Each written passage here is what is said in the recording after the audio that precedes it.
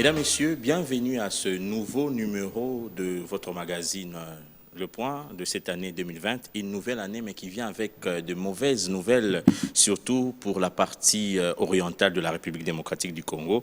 Comme vous savez, des bruits de bottes continuent à se faire entendre dans ce coin du pays. Et il y a des voix même qui s'élèvent pour fustiger ou bien pour lancer des alertes sur le projet de balkanisation de la République démocratique du Congo. La dernière en date est celle du cardinal Fridolin Ambongo, qui a effectué une mission dans cette partie du pays, où il a même confirmé que le projet de balkanisation de la République démocratique du Congo est en marche. Il y a les Rwandais et les Ougandais, voire même des Burundais qui prennent possession des terres en République démocratique du Congo.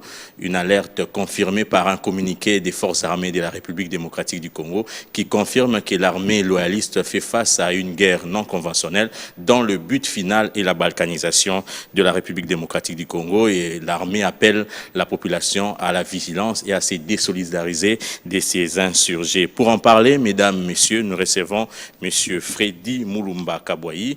Il est directeur général adjoint à la radio-télévision nationale congolaise, RTNC, directeur général du magazine Renaissance africaine, ancien administrateur, directeur général du groupe de presse Le Potentiel, radio-télévision, diplômé en sciences politique de la FUCAM, Mons, Belgique, co-auteur avec Kamana de l'Afrique et l'ordre néolibéral planétaire aux éditions universitaires européennes 2018, co-auteur avec Kakwenda Mbaya et Mouko Kansenda de la République démocratique du Congo face au complot de balkanisation et d'implosion ICREDES 2013. C'est avec lui, mesdames, messieurs, que nous allons essayer de décrypter cette situation que traverse la population de l'Est de la République démocratique du Congo. Bienvenue, monsieur Moulumba. Merci, cher ami.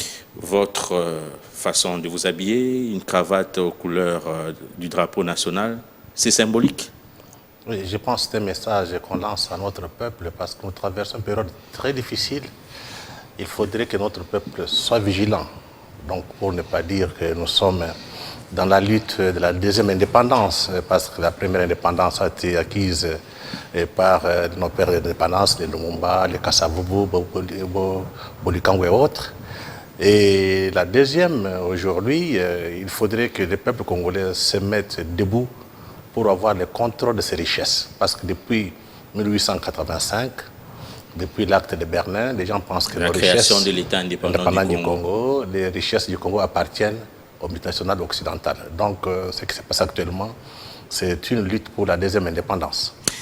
Vous l'avez dit, c'est une lutte pour la deuxième indépendance, mais ça fait très longtemps qu'on parle de la balkanisation de la République démocratique du Congo, de ce projet. Mais la semaine passée, il y a le cardinal Fridolin Ambongo qui a lancé une sonnette d'alarme. Est-ce que ce n'est pas trop tard? Pourquoi aujourd'hui? Non, ce n'est pas trop tard. Je pense que ça fait partie de la tradition congolaise, parce que le cardinal Ambongo n'est pas le premier. On a tendance à oublier, en 1960, notre héros national, Patrice Emery Lumumba, l'avait déjà dénoncé face à la session du Katanga. Il avait dit que la Belgique veut balkaniser le Congo, mais aussi il y a M. Laurent Désiré Kabila, qui, dans son dernier discours avant qu'il soit assassiné, il avait dénoncé le mot balkanisation, mais également Joseph Kabila, l'actuel président, en 2010, le 1er janvier 2010, ceux qui ont des mémoires et revoient les images, il avait déclaré que nous sommes battus contre la balkanisation et ça n'a pas réussi. Et dans tous ces discours, jusqu'au dernier, il est resté constant. Malheureusement, les Congolais n'ont pas le temps de lire les documents, ils suivent toujours des rumeurs. Donc c'est toute une tradition. Je pense que Monseigneur le cardinal s'inscrit dans cette tradition-là, parce qu'aujourd'hui, nous sommes peut-être le seul pays où il y a une conscience nationale. Peut-être ce n'est pas visible, parce qu'on a tenté depuis 60, ça n'a pas marché. Et je vois très mal que ça puisse marcher cette fois-ci, parce que le peuple est debout. Et quand on parle de l'Église catholique, d'abord, c'est l'Église catholique, il y a à peu près 80 ou bien, non, 60% des croyants. Et n'oubliez pas, l'Église catholique, c'est un État. Donc si Monseigneur a parlé, c'est avec l'accord du Vatican. Donc il faudrait que les gens comprennent ces messages et cette détermination, parce que ce n'est pas normal que les croyants catholiques et chrétiens souffrent à l'Est, et à Kinshasa, beaucoup de gens boivent et dansent, ce qui est dramatique dans notre société. Qu'est-ce qui se passe réellement? En fait, le projet de la balkanisation a été monté par sous Bill Clinton. Sous Bill Clinton, c'était pendant la période où la Chine commençait à émerger. Donc, ce sont des hommes d'affaires d'Arkansas, sous Bill Clinton, qui ont décidé d'avoir le contrôle en matières premières, d'un côté. De l'autre côté, on pensait que le Congo est trop grand, il faut le diviser, il faut le balkaniser. Et c'est pendant cette période que la guerre a commencé. Ils ont procédé par la guerre en utilisant l'Ouganda et le Rwanda. Et le Burundi, mais n'était pas tellement impliqué, mais surtout l'Ouganda et le Rwanda qui ont été utilisés pour faire aboutir le projet de la balkanisation. Donc, mettre la main sur les richesses du Congo et les faire imploser. Le 2 août 1998, donc d'abord ils ont pris Musée arrivé à Kinshasa. Le 2 août, ils chassent les Rwandais. Vous vous rappelez très bien. Exact. Avec ce qui s'est passé avec James Kabarebe, oui, qui est parti jusqu'au Bas-Congo. À Kitona, grâce à notre peuple. Et Musée a parlé au peuple et leur complot a échoué. Et il s'est passé des choses que beaucoup de gens ont difficile à comprendre. Quelque chose, par exemple? Musée Kabila, 3 mois avant son assassinat, il a eu à discuter avec M. Diane Kupa, qui est un journaliste très bien connu, patriote. Il a rencontré Musée 3 mois... Éditeur de La Colombe. La Colombe, il a rencontré Musée 3 mois avant sa mort, son assassinat. Ils avaient publié un article dans le journal L'Avenir pour dire que dans 3 mois, on aura la tête de Musée. Et Musée, donc un général, a amené des troupes de militaires jusqu'à l'Avenir pour confisquer tous les matériels. Musée a envoyé Erodia et chez Kitundu jusqu'à ce que le problème a été réglé. Et Lévi Erodia a arrangé une rencontre avec Diane, avec Musée. Un jour, Diane me dit, il s'est retrouvé devant Musée. Et Musée lui dira que ce que vous avez écrit est vrai. On me demande des choses que je ne peux pas faire. Je préfère mourir. Vous qui restez, continuez avec la lutte. Qu'est-ce qu'on a demandé de faire? Point d'interrogation. Vous êtes assassiné, Joseph prend les choses. On pensait qu'on allait jouer avec Joseph jusqu'à la fin. Mais on a souvent accusé l'ancien président d'être complice de tout ce qui se passe dans l'Est du pays. Je pense qu'il faudrait faire des analyses approfondies, enlever les sentiments. Et très souvent, il y a beaucoup de manipulations. Moi, j'ai toujours posé la question, que gagnerait Joseph Kabila aujourd'hui si le Congo implosait? Il a un grand pays, un beau pays comme celui-ci, il va les faire imploser pour être président où? Ça, c'est logique. Il faut se poser telle question. Donc, il y a toute une manipulation, ce qu'on appelle une diabolisation. Et quand vous prenez les discours du président Kabila, depuis 2010, il ne parle que de la balkanisation. Mais s'il était complice, pourquoi il en parle? En fait, c'est que beaucoup ne comprennent pas. Le Congo, par rapport à son statut, à sa nature, sa création, ça a été créé comme une entreprise, comme une société, une multinationale.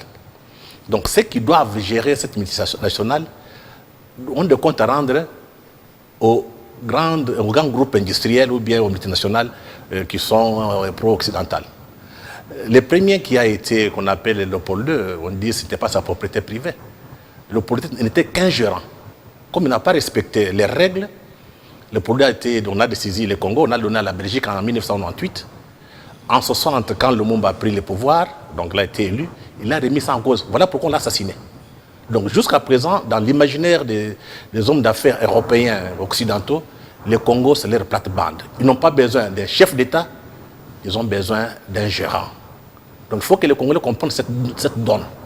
Donc c'est une donne qu'on a héritée de l'accord de Berlin, où on disait le Congo, c'est un espace où il y aura seulement la libre, comment dire, le commerce libre, en quelque sorte. Donc chez eux, ils ne voient pas le Congo comme un État. Nous, on n'existe presque pas. Parce que pendant cette période, il y a des génocides, personne n'en parle. Donc, il faut prendre du recul. Quand on a décidé à Arkansas, par Bill Clinton, avec des hommes d'affaires américains, c'était pour barrer la route à la Chine. Comme la Chine montait comme une puissance, on dit qu'il faut compter la matière première pour qu'ils ne puissent pas avoir accès. Et beaucoup de gens ignorent cette dimension. Le Congo détient 64% du cobalt. Donc le cobalt, c'est une matière stratégique. Pour qu'on réussisse ce qu'on appelle la transition énergétique, il faut avoir ce cobalt pour faire des batteries électriques pour les voitures. Nous avons 64%. Et la Chine a 92% de terres rares. Donc ces deux pays, le Congo et la Chine, avec ce qu'ils ont comme matière première, vont contribuer au succès de la révolution numérique, mais aussi de la transition énergétique. Or, la Chine est en compétition avec les États-Unis. Avec les États-Unis d'Amérique. Voilà, nous sommes au cœur des enjeux. Le Congo, c'est un enjeu économique et géopolitique important. Malheureusement, les Congolais ne comprennent pas. Donc, au lieu de passer tout le temps à se chamailler comme des enfants, avoir des querelles personnelles, il faut privilégier cette dimension, je dirais, géopolitique. Nous sommes les produits du capitalisme occidental prédateur depuis 1885. Et le paradigme n'a pas changé. De l'autre côté, on nous voit comme réservoir de matières premières. C'est ça un peu l'enjeu. Et pour cela, c'est eux qui décident soit de le couper en morceaux, soit de le contrôler. Donc, c'est depuis longtemps que ce projet a été mis en place par Bill Clinton et les autres. Curieusement, les politiciens congolais n'en parlent pas, les médias congolais n'en parlent pas. Pourquoi? Oui, d'abord, les médias, d'abord les politiciens. Vous savez, quand on est parti à Sun City, quels étaient les résultats à Sun City? D'abord, comment on est arrivé à Sun City? Quand les Rwandais, avec l'Occident, avec l'administration occidentale, ont attaqué le Congo, les Rwandais, l'Ouganda, le Burundi, soutenus par les multinationales, les puissances occidentales, ils ont eu, le 2 août, Musée a changé la donne. Maintenant, les Zimbabwe, la Namibie et l'Angola sont entrés en danse. C'est ce qui a sauvé le Congo, la balkanisation. Et dans ces jeux-là, Mugabe a joué le plus grand rôle. Parce qu'il s'est engagé contre la vie de tout le monde. Maintenant, toutes ces puissances africaines sont affrontées sur nous, donc sur notre propre territoire. Ça signifie que le contrôle de notre pays nous a échappé. Parce que si nous avons gagné la guerre, on pouvait s'imposer. Voilà pourquoi, même quand on fait le gouvernement, ça pose un problème très sérieux et ça traîne. Vous avez des ministres qui restent même 20 ans au pouvoir. Vous ne comprenez pas pourquoi. Parce que la plupart des gens, à travers les négociations qu'on a eues à Sun City, on représente les intérêts étrangers et non les intérêts congolais. Voilà le fond du problème. Voilà pourquoi, quand on parle d'organisation, beaucoup ne parlent pas. Tout le monde sait que le projet est là, mais pourquoi ils ne parlent pas? Ça, c'est du côté politique, du fait que beaucoup sont arrivés au pouvoir avec le soutien de ces pays étrangers. Je prends un exemple. Allez-y. Vous avez l'Angola, qui est intervenu ici, effectivement, parce que c'était capital l'intervention de l'Angola vers le Bas-Congo. L'Angola qui nous a aidés à arrêter cette aventure du Rwanda et de l'Ouganda, contrôle notre pétrole dans ce qu'on appelle la zone vers l'océan. Et ça fait 10 milliards de dollars chaque an. Qui échappe à la République démocratique du Congo. Qui est exploité là-bas, que le Congo ne gagne pas. Et quand on essaie de demander, ils menacent même, on va changer de régime à Kinshasa. Vous avez, dans le lac Albert, vous avez notre pétrole, que l'Ouganda exploite. Le Congo ne gagne rien. Vous avez du côté de Kivu, le Rwanda exploite les gaz, mais aussi donc le coltan congolais passe par les Rwandais. Et les Rwandais sont devenus les premiers producteurs du coltan. Il n'y a pas de mines. Et actuellement, au Rwanda, on a installé des usines pour le raffinage du coltan, mais aussi des raffinages de l'or. Mais pourtant... Alors qu'ils n'ont pas ces mines. Ça suffit, quoi. Ne voyez pas seulement les Rwandais. Revenez maintenant à la guerre LAFDEL. Qui était derrière? Ce qu'on appelle aujourd'hui les mondialistes globalistes. Ce sont les acteurs non étatiques qui n'ont pas de compte à rendre au pouvoir étatique. Donc, ce sont les multinationales. Tous sont à Kigali. Et quand vous partez au nord Kivu, à l'est, vous avez la plus grande concentration des ONG. Qu'est-ce qu'elles font là-bas? Il n'y a qu'à l'est qu'il y a la misère, et pourquoi pas en Bandaka? Ils ont tout abandonné, ils sont là-bas. Et vous allez voir toutes les... il y a un cas de Congo Eastern Initiative. Vous pensez que des gens là peuvent quitter chez eux, venir vous aider ici? Il y a la guerre. Non. Le fond du problème, c'est le coltan. Ce sont les terres arables de l'Est qui les intéressent. C'est les projets de balkanisation. Ils ont tenté, avec les guerres, ils ont échoué. Maintenant, ils procèdent par d'autres mécanismes. On pousse des peuples, donc on prend les Rwandais, les Ougandais, je pense que le cardinal l'a bien dit. Ces gens-là sont placés là où il y a des terres arables et là où il y a des mines. Voilà pourquoi, malgré la guerre, les Rwandais sont toujours producteurs de coltan. Et tous les Occidentaux passent par là. Et quand je les vois à Kinshasa donner des leçons de morale, je me pose la question si dans ces pays il y a des hommes, s'il y a des intellectuels. Donc, les projets de balkanisation actuellement se portaient beaucoup plus par les globalistes qui sont à Kigali. Ils n'ont pas d'autre choix. Parce qu'en Occident, il y a la crise économique. Demandez aux gens qui passent à Bruxelles, on vous dit que c'est une catastrophe. Que faire dans leur manière de travailler pour lancer l'économie en Occident, et cette économie, leur économie qui est basée sur l'industrie de l'armement, il faut faire des guerres. Faire des guerres pour piller et vendre les armes. Voilà pourquoi, les jours où on a de fait M23, on a trouvé des cargaisons d'armes, des armes neuves. Ça passait par le Rwanda et l'Ouganda. Donc, dans ces jeux de balkanisation, les Rwandais et l'Ouganda sont impliqués. Ce qui peuvent les faire reculer, c'est ce qu'on appelle les rapports de force. Nous allons y arriver, mais on n'avait pas répondu à la question pourquoi les médias n'épipent mot. Oui, les médias sont responsables. Pourquoi à Kinshasa ne parle pas? Ce qui est dramatique. Deux choses. D'abord, la plupart des médias quinois, bien congolais, sont financés par des ONG occidentales. Ces ONG occidentales reçoivent l'argent de leurs multinationales qui sont basées à Kigali et qui financent la guerre à l'Est. Donc si vous commencez à dénoncer cette guerre à l'Est, on coupe. Et comme ils donnent aussi l'argent, deuxième élément, on oriente la ligne éditoriale. Parce que s'il y avait des médias professionnels dans ces pays, la première chose à faire, c'est faire des analyses, faire des investigations. D'où vient cette guerre et pourquoi? Dans les médias, il y a un silence. Donc ce silence est dû à ces deux éléments. Mais aussi, on a une élite aliénée. C'est-à-dire? Ça signifie que nous sommes encore une élite qui croit encore que les étrangers peuvent venir nous faire du bien. Nous sommes assis sur une mine d'or, on n'est pas conscient qu'on a des richesses, et on préfère avoir l'argent de l'étranger. Quand vous demandez aux gens, non, quand on vous donne l'argent par les ONG internationales, c'est démocratique. Et quand votre gouvernement vous donne l'argent, c'est la corruption. C'est là où il y a un problème dans notre élite un peu journalistique. Ils ne comprennent pas pourquoi ils sont journalistes. Donc le travail à faire, c'est, comment dirais-je, de déformater les journalistes. Ils sachent, quand on est journaliste, on est d'abord citoyen. Sans le Congo, il n'y a pas de journalistes. L'exemple de la Somalie est là. La Somalie est coupée en 3 États. Ceux qui passaient là-bas parlaient des droits de l'homme, de liberté d'expression, ne passent plus. Et dans les médias occidentaux, on ne parle plus de la Somalie. Or, il y a déjà 3 États en place. Donc ce sont des telles choses qui peuvent donner la réflexion, les idées aux Congolais, de savoir tirer les leçons.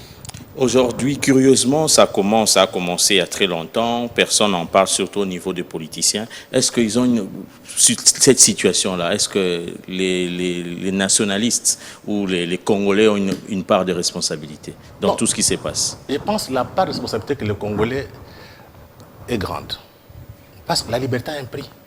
On ne peut pas comprendre, vous êtes un grand pays très riche. Vous pensez qu'on va vous laisser tranquille. C'est la naïveté. Quand quelqu'un te dit, toi, tu manges chez toi très bien. Et à côté, il y a quelqu'un qui manque à manger. Il a une arme. Il fait comment?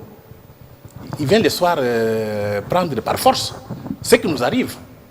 Donc c'est notre, je dirais un peu notre élite qui ne comprend pas les enjeux. On a l'impression que cette élite ne mérite pas ce pays. Donc il faut la changer. Rappelez-vous du temps de Mobutu. On peut être contre ou bien pour Mobutu. Mais quand on parlait d'Isaïe, on avait peur de nous. Tous ces petits pays qui se jouent de nous. Aujourd'hui, ce n'est pas le cas. Les Congolais sont devenus comme des enfants, à genoux. Je vois les débats dans les médias sur la question que Mobutu aurait déclarée. Nous allons même y arriver. Aujourd'hui, M. Freddy Mulumba, on a une armée 9e même sur le plan africain, mais on ne parvient pas à mettre un terme à cette guerre. Qu'est-ce qui se passe? Oui, vous avez suivi le communiqué de l'armée. L'armée a une mission, c'est de sécuriser les personnes et leurs biens, mais aussi protéger les territoires, l'intégrité territoriale. Mais quand l'armée commence à vous parler comme ça, il y a un problème. Donc c'est un aveu d'échec. Ce n'est pas un aveu d'échec. L'armée alerte que ça ne va pas. Qu'est-ce qu'il faut faire? Personne n'ignore. Je pense que Monseigneur le cardinal l'a dit très clairement. On est infiltré. Qui ne connaît pas ça? Allez à la cité, parlez avec tout le monde. On est infiltré. Et comment l'infiltration s'est passée? Qu'on ne soit pas naïf. À chaque fois, il y a des négociations. On intègre les rebelles. Ces rebelles, ils sont congolais et rwandais, congolais, ougandais et burundais. Ils sont dedans. Qui ne connaît pas ça? Pourquoi les gens ont peur d'en parler? Pourquoi? C'est ça le travail de la presse. C'est aider le peuple, aider les politiques à comprendre les enjeux. Si le politique est habitué d'aller négocier, trouver des compromis, les journalistes, l'intellectuel a le devoir de dire la vérité à notre peuple. Ce n'est pas le cas, il y a se taisent et tout le monde connaît. Donc il y a eu, avec cette histoire de brassage et mixage, on a pris tous les bandits, tous les rebelles, ils sont devenus des généraux. Tout le monde connaît. Pourquoi on s'était? Je me rappelle le cas de Bosco Tanganda. Bosco Tanganda, avec le CNDP. Oui. Bosco Tanganda était à Nuturi, du temps de la MONUC. Il y avait Coco Swing. Donc, William Swing. William Swing, Coco Swing. Le représentant spécial des Nations Unies, du secrétaire général des Nations Unies. Les casques bleus sont arrivés presque pour les capturer. Un mot est venu de Kinshasa et retiré fou. Donc c'est pour vous dire que ce qui se passe ici, ce n'est pas les Rwandais, ce n'est pas l'Ouganda. On utilise l'Ouganda et le Rwanda, qui ont aussi leurs intérêts. Mais la grande partie, les tireurs de ficelles sont à l'extérieur. Donc quand vous faites une analyse, il faut intégrer cette dimension géopolitique. À Kinshasa, les gens n'ont pas cette dimension géopolitique. Le monde a basculé. Le monde a basculé. L'Occident n'a plus le monopole. Il a perdu l'hégémonie. Donc, l'hégémonie occidentale sur le monde n'existe presque pas. Il y a d'autres puissances qui émergent. Donc, il faudrait, quand on fait des analyses, qu'on essaie de voir quels sont les véritables acteurs qui tirent des ficelles. Où sont nos intérêts? Mais à Kinshasa, comme beaucoup d'hommes politiques travaillent, font la politique pour manger, tous ceux qui le corrompent, ils sont d'accord. Donc, notre classe politique qui est médiocre est faible. Je dis médiocre et faible. C'est pas trop fort, ça? C'est trop fort, il faut le dire. Moi, je ne suis pas un politicien. Parce qu'on ne peut pas comprendre pendant 20 ans qu'on ait cette crise. Maintenant, on vous parle de balkanisation. Personne n'a le courage de dire les choses clairement et contre une solution. Tout le monde se contente d'avoir une voiture, chercher des maisons, acheter des maisons à l'étranger. C'est la médiocrité. On ne fait pas la politique pour manger. On fait la politique pour laisser un nom dans l'histoire. Et ça, c'est capital. C'était pour manger, on ferait le commerce, pas faire la politique. Or, notre classe politique est dans la mangeoire. Donc, la solution, c'est quoi aujourd'hui? Vous donnez raison à Adolphe Muzito qui demande d'attaquer un des pays voisins de la RDC? Non, je pense qu'il ne faut pas l'attaquer. Parce que le Congo n'a jamais attaqué un pays. C'est le Congo qui est victime. Donc, ce qu'il faut faire, c'est récupérer notre territoire national. Ça signifie quoi? L'armée doit engager, comment dirais-je, des opérations pour sécuriser nos frontières. C'est tout. C'est ce qu'elle est en train de faire, mais Oui. elle alerte encore. S'il n'y a pas une crainte là, un aveu d'échec quand... Non, je pense qu'il faut pas, il faut nettoyer l'armée. Il y a beaucoup d'infiltrés. Comment les nettoyer? Est-ce que ça ne va pas encore créer quelques... Je dis ceci. Nous sommes devant, ou bien le Congo disparaît, ou bien le Congo existe. On n'a pas d'autre choix. C'est que tout double. Si nous voulons demain que le Congo soit un pays uni, tout le monde qui est traître au sein de l'armée, on connaît la sentence. Dans tous les pays du monde, quand une armée il y a des traîtres au sein de l'armée, on règle les comptes. La justice militaire s'en occupe. Mais chez nous, la justice militaire ne fait rien. Donc c'est le travail maintenant des intellectuels, le travail des journalistes, d'alerter l'opinion. Parce que l'Occident ne comprend que les rapports de force. Quand on verra, comme on a vu au Kivu, donc à Beni, quand on verra des millions de Congolais dans la rue, ils vont reculer. Et nous avons la chance unique parce que tout le monde commence à en parler. Les Soudan étaient coupés, pensant qu'on va barricader, ça va marcher. Ça ne tourne pas. Donc, le Mali... Les Mali, bientôt, c'est déjà fini. Mais nous avons eu la chance de mobiliser les gens qui chassent ça. Et à travers le Congo, à travers les conférences, au moins, ils peuvent reculer. Maintenant, il faut continuer pour faire pression sur nos dirigeants, nous. Mais ça peut aussi leur donner la capacité, l'occasion de manœuvrer pour négocier. Mais si l'opinion ne fait rien, parce que j'entends beaucoup de gens qui disent la balkanisation est impossible. C'est ça la naïveté. Le Congo a été une construction. On peut la déconstruire. Donc c'est le moment maintenant de savoir, ça a été une construction, oui. Maintenant ça nous appartient. On n'a pas de leçons à recevoir de quelqu'un, de personne. Vous êtes un peu trop extrémiste, c'est ce que disent les gens. Est-ce qu'il n'y a pas une autre solution par rapport à ça? Vous savez, si j'étais en Allemagne, il serait un homme normal. Nous sommes dans une société, il n'y a plus de normes. Les intellectuels ont démissionné. Ils ne font plus leur travail. La solution, il y en a trois. D'abord, c'est le plan militaire. On négocie avec un homme fort. Ça signifie quoi? Il faut construire un rapport de force sur le plan militaire.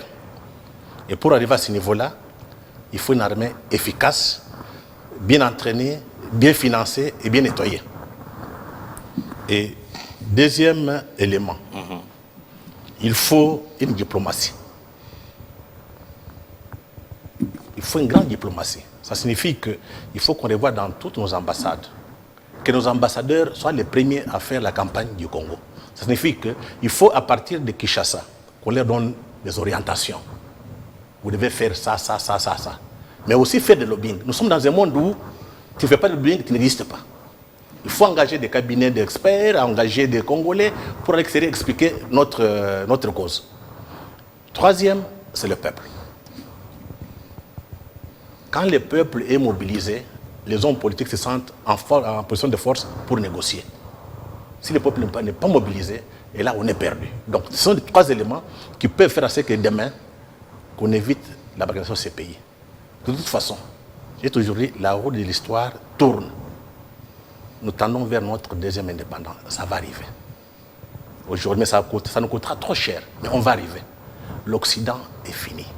Et même ils écrivent, ils vous publient, ils vous disent, d'ailleurs Trump l'a dit, moi ça ne m'intéresse plus d'aller encore faire des aventures extérieures. Il va se retirer un peu plus du monde. Mais quand en se retirant, il laisse la place vide aux nouvelles puissances qui émergent, mais aussi aux acteurs non étatiques. Vous avez le multinational, vous avez Al-Qaïda, ça peut nous envahir demain.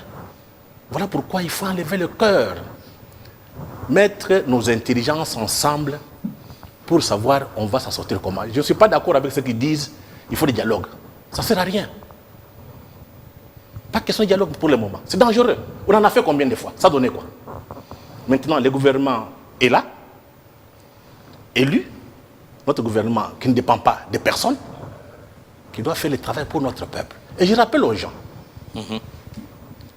deux idées fortes et des personnes. Vous avez Mosé Kabila. Il vous dit, ne jamais trahir le Congo. Il est mort au pouvoir pour ce pays. Vous avez Étienne Tshisekedi. Je vous dis, le peuple d'abord, il est mort sans accéder au pouvoir. Aujourd'hui, vous avez la chance d'avoir le fils de Kabila, qui est vivant. Vous avez le fils de Tshisekedi, qui est au pouvoir. C'est un message très clair. Ceux qui ne comprennent pas ça seront jetés dans la poubelle de l'histoire. L'histoire est en pleine marche. Nous tendons vers notre indépendance, et ça ne sera pas l'indépendance pour le Congo, c'est l'indépendance pour toute l'Afrique, parce que toute l'Afrique nous attend. Mais malheureusement, Kinshasa, vous avez des petites élites qui se contentent seulement pour manger. Donc le problème actuellement, c'est notre élite qui est médiocre. Il faut qu'on la change. Et comment la changer? Parce que après les élections, c'est cette élite qui revient. Comment changer cette élite? Je pense que la meilleure façon de changer l'élite, de toute façon, quand vous voyez là où les gens ont réussi, c'est quand les élites sont de qualité. Vous prendrez la Chine, vous prendrez l'Amérique, vous prendrez l'Allemagne, vous prendrez tous les pays qui ont réussi. Ce n'est pas ce sont des meilleurs qui travaillent, pas des médiocres. Ça signifie que pour arriver à ce niveau-là, il faut sélectionner les meilleurs. Il faut mettre des critères. On ne devient pas ministre au hasard. On ne devient pas homme politique au hasard. Il y a quand même des critères. La moralité. Notre élite n'a plus de morale. Il faut que ceux qui comprennent imposent ça. On n'a pas d'autre choix. On ne fait pas ça. Si ce sont les médiocres qui continuent, les résultats seront toujours les mêmes. Et on a toujours dit que le peuple mérite les autorités. Non, je pense qu'il faut nuancer. Le peuple mérite, c'est quand vous avez un peuple conscient. Mais notre peuple n'est pas conscient. La conscience vient de deux choses. 1, la philosophie. 2, l'histoire. Ce qu'on appelle la conscience historique. On n'en a pas ici. Les événements qui se sont passés, je peux dire en 2000, du temps de Mobutu. Qui en parle encore? On a tout oublié. Ce qui s'est passé en 1960, on a oublié. On commet les mêmes erreurs parce qu'on n'a pas un regard vers l'histoire. Il faut savoir tirer les leçons. Il faut apprendre notre propre histoire. Notre élite politique ne connaît rien de l'histoire. Notre élite politique ne connaît rien de la philosophie. Or, c'est la philosophie qui commence à te poser des questions de ta propre existence. Et l'histoire t'aide à tirer les leçons, à comparer des événements. L'exemple que je peux parler un petit exemple que je peux prendre, c'est ces gens qui travaillent pour que le conflit entre Joseph Kabila et Félix Tshisekedi éclate. Ils ont oublié ce qui s'est passé en 60. Entre le Lumumba et Kasavubu, ça donnait quoi? A-t-on tiré les leçons de l'histoire? Voilà pourquoi il faut que les élites qui sont encore restées lucides expliquent à notre peuple. L'enjeu ici, ce n'est ni Kabila ni Tshisekedi. L'enjeu ici, c'est la survie de notre peuple, la survie de notre nation. On a un passé douloureux à cause du capitalisme. Vous avez eu l'esclavage, la traite négrière. Vous avez la colonisation. L'esclavage, la traite négrière, c'est à cause de la révolution commerciale. On a vendu des Noirs en Amérique, ils sont partis dans des plantations. Deuxième révolution industrielle. On est venu nous recoloniser en disant qu'on va nous civiliser. Maintenant, nous sommes dans une troisième révolution, la révolution du numérique. Quel est notre sort? Voilà les débats. Ce n'est pas un débat individuel. Le débat, c'est celui-là. Quel sera le Congo en 2030? Qu'est-ce qu'on va léguer à nos enfants? Aujourd'hui, M. Freddy Mulumba, l'opinion constate qu'il y a une sorte d'approche entre l'actuel pouvoir, l'actuel régime et les Américains, au détriment des Chinois. Est-ce que ça ne peut pas avoir des conséquences sur la situation qui traverse la RDC aujourd'hui? Je pense qu'ici, il y a un problème. Le problème, d'abord, il faut voir le passé. Durant la guerre froide, il y avait un conflit entre l'Union soviétique et la Chine. Le Congo, pardon, et l'Amérique, les USA. Le Congo était au centre des enjeux géopolitiques. Quand la guerre froide est terminée, qu'est-ce qui s'est passé? Les Rwandais et l'Ouganda nous ont attaqués. Donc, on n'a pas profité de la guerre froide. La guerre froide n'a pas rendu notre peuple heureux. Première leçon à tirer. Aujourd'hui, vous avez la Chine et l'Amérique s'affrontent, ce qui est normal. C'est un problème de leadership. Le monde de demain, c'est entre la Chine et l'Amérique qui vont gérer. Et ça sera beaucoup plus au niveau économique. Mais la question qu'il faut se poser pour nous, où sont nos intérêts? Que ce soit par rapport à la Chine, soit par rapport à l'Amérique, où sont nos intérêts? C'est comme ça qu'un grand peuple vit, existe. Et aujourd'hui, nos intérêts sont où? Mais il faut d'abord les définir. il faut qu'on parvienne à définir nos intérêts. Nos intérêts sont où? Quand on passe tout le temps à discuter comme des enfants dans les médias, au Parlement, il faut qu'une élite qui est lucide reprenne les choses en main pour définir nos intérêts et les défendre. Les Américains, ils viennent ici, c'est pour leurs propres intérêts. Les Chinois, c'est la même chose. Mais on est tellement naïfs. On pense que les Chinois, tout comme les Américains, viennent pour nous. Vous pensez que ces gens peuvent se battre, mourir pour votre propre pays? Voilà les choses qui font enlever la tête des Congolais. On est un peuple tellement aliéné. Il faut les aller très rapidement. Et là, c'est le travail des médias. Si au niveau des médias, il y a des véritables débats, de fond, n'amenez pas des journalistes qui vont discuter à la télévision, même dans la presse écrite. Amenez des spécialistes, historiens, politologues, économistes, géographes, internationalistes, pour commencer à vous expliquer où sont les enjeux.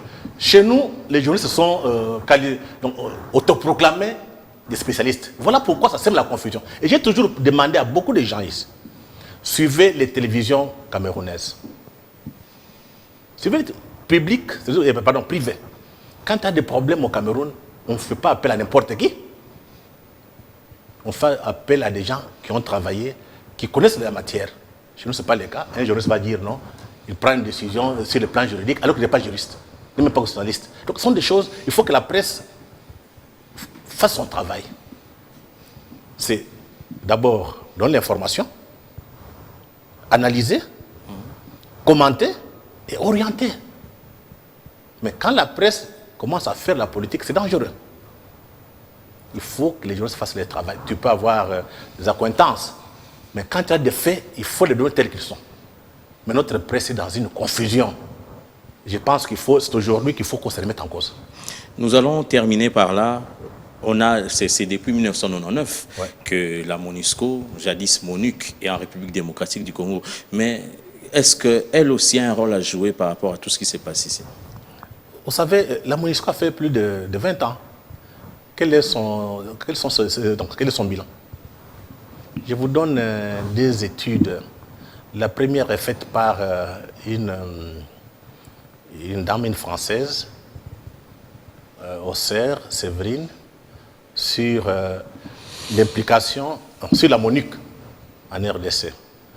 C'est un travail qui a été une thèse, mais qui a été publié sous forme d'un livre à Cambridge. Il y a un institut de relations internationales à Cambridge. Cette dame est arrivée à une conclusion pour la MONUC, pour expliquer l'échec de la MONUC, en disant, au sein de la MONUC, chaque pays qui finance ou bien qui a donné de contingents travaille pour ses propres intérêts. Quelquefois, ils s'affrontent. Voilà pourquoi la MONUC était paralysée. Concernant maintenant la MONUSCO, il y a une étude faite en avril 2016 par l'Institut des relations internationales de Paris, IFRI. Même conclusion. La MONUC coûte trop cher pour rien. Et là où on tue des gens, la MONUC vient seulement pour prendre note. Et les casques bleus indiens et autres, leurs patrons leur ont demandé de ne pas intervenir quand on tue les Congolais. Donc ce sont des études faites. Il n'y a pas de sentiments là-bas. Il n'y a pas de politique. Donc par conséquent, la MONUSCO doit partir. Non, la MONUSCO doit partir, ce qui est normal. Tout de suite? Non, je pense que du temps du président Kabila, on avait déjà prévu qu'on commence à aller petit à petit. Il faut redéfinir d'abord sa mission et préparer son départ. Il faut faire attention avec la MONUC ou bien avec l'ONU. L'ONU réussit sur des plans. Je prends d'abord, il part, il quitte un pays, derrière il laisse un coup d'État. Ce qui s'est passé avec nous en 1965, quand Mobutu a fait un coup d'État. Quand on a organisé l'armée, l'ONU s'est retiré, Mobutu a fait un coup d'État. Vous avez, l'ONU se retire, donc réussit, là où il y a la balkanisation. Ce qui s'est passé à Yougoslavie. Pour résoudre une crise, on a fait imploser l'Yougoslavie. Ça s'est passé au Sud-Soudan. Donc méfiez-vous des Nations Unies. Les Nations Unies ne font plus partie de peuples. Ce ne sont pas des peuples qui contrôlent les Nations Unies. Les Nations Unies est dans les mains des multinationales actuellement. Donc, qu'on fasse attention. On peut laisser les politiques faire des déclarations, mais les intellectuels, les journalistes doivent montrer la vérité à notre peuple. C'est à nous de défendre notre pays. Si nous voulons être indépendants, ce n'est pas grâce à l'ONU. Donc ça, c'est capital. Par contre, l'ONU peut s'arranger pour que la balkanisation réussisse. Imaginez-vous, ils étaient ici, après 2010, tout le monde s'est concentré dans l'Est. Dans l'Est, avec 20 000 personnes. Malgré tout ça, on tuait les Congolais. Mais entre-temps, l'ONU avait déjà commencé ce qu'on appelle mettre en place îlot de stabilité. On laisse l'Ouest, on va laisser le place pour faire des îlots de stabilité. On va construire des routes, on construit un truc administratif, la police. Mais c'est presque tout un État qu'on met en place. Et à Kinshasa, tout le monde est dans la musique, en train de danser, en train de fêter. Alors que l'ONU préparait, heureusement. Parce que quand on a dit on ne va pas travailler avec eux, quand on a attaqué M23, c'est grâce au Congo. Parce que quand on a attaqué M23 a pris, comment on appelle, Goma, tout le monde avait fui. À quoi servait l'ONU? Donc, qu'on enlève ça dans la tête. Il n'y a personne qui viendra nous sauver. C'est quand on prendra conscience que nous avons notre destin en main. C'est comme ça qu'on peut éviter la balkanisation. Si nous voulons que cette balkanisation réussisse, faites confiance à la MONUSCO. Et vous allez regretter trop tard. Le pays dans l'Angola avait compris. C'est le jour où on a chassé l'ONU de l'Angola qu'on a interdit Savimbi. Maintenant, ils sont en paix. J'étais au Cameroun. Un conflit sérieux. Des populations déplacées. Les Nations Unies voulaient venir, les Camerounais ont dit niet. Jusqu'à aujourd'hui, ils s'occupent de leur propre peuple. Voilà les leçons que les Congolais doivent tirer. Mais ici, quand il y a un problème, il faut chercher l'ONU. Et surtout quand le médiateur est blanc, on fait confiance. Donc nous avons des élites aliénées qui n'ont pas l'essence de l'histoire. Il faut se mettre du bon côté de l'histoire et prendre rendez-vous avec l'histoire. Ce qui se passe ici d'ici 2030. On viendra écrire. Hein. Mais il y a ceux qui vont entrer dans l'histoire et ceux qu'on va jeter dans la poubelle. Donc aux hommes politiques, aux intellectuels dans notre peuple, c'est prendre en charge. La vie est faite ainsi, qu'on laisse ces pays unis pour que notre peuple, nos enfants, trouvent quand même un État viable qui va servir à la construction des États-Unis d'Afrique. Donc, les petits conflits avec des États négriers, comme vous avez les Rwandais et autres, là, ça va bientôt s'arrêter. J'ai toujours pris l'exemple de Mobutu. Mobutu a servi l'Amérique contre l'Angola. Imaginez-vous, du temps de Mobutu, combien il faisait des affaires avec l'Angola? Beaucoup de Congolais ici, ministres, militaires. Et Banalunda. Banalunda. Et après, quand Mobutu a terminé, on est venu lui dire, monsieur Mobutu, ton cadavre sera tiré dans la... Donc, il faut que tu partes. Si tu ne le fais pas, ton cadavre sera tiré dans la rue. Donc, c'est une leçon que tout Africain doit tirer pour éviter que l'histoire se répète. Donc, le message est passé. C'était là votre dernier mot, M. Freddy Mulumba, à moins que vous ajoutiez quelque chose. Moi, ce que je peux demander actuellement, il faut que les médias s'y mettent. Je pense que Monseigneur le cardinal a lancé le message. Notre armée a fait un communiqué. Maintenant, c'est au peuple de se prendre en charge. Quand les élites ont trahi, il faut s'organiser. La liberté a un prix. Imaginez-vous. Vous n'appelez pas à l'article 64 de la Constitution? Non, ça, ce sont des histoires. Quand on dit il faut le peuple prendre en charge, ça suffit quoi? Il faut d'abord libérer l'imaginaire. Dieu ne nous a pas créés pour être dominés. Est-ce que vous pouvez comprendre? Un pays riche comme le nôtre. Les étrangers viennent et s'enrichissent. Vous, Congolais, vous êtes pieds nus. Non, il y a un problème. Donc il faut que notre élite se dessaisisse. Donc le discours de Monseigneur, le cardinal, les communiqués des FRDC doivent interpeller notre classe politique, de savoir pourquoi ils sont au pouvoir. S'ils ne comprennent pas, c'est l'histoire nous dira. Merci, Monsieur Freddy Mulumba, d'avoir répondu à notre invitation. Merci également à vous, chers téléspectateurs, d'avoir suivi ce numéro de votre magazine Le Point. Nous nous retrouvons la semaine prochaine, certainement avec un nouvel invité. Au revoir.